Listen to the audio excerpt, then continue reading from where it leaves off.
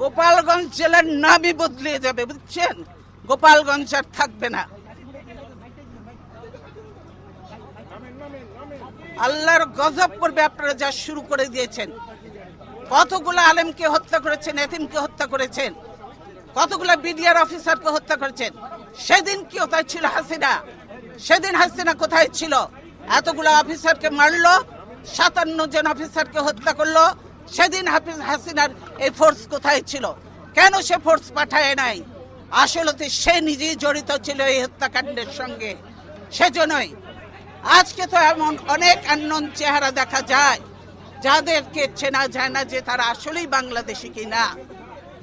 বাংলাদেশের আজকে যে কর্মসূচি ছিল, আপনারা যদি দেশকে ভালোবাসতেন তাহলে আজকে ছিল আমাদের সার্বভৌমত্ব রক্ষা এবং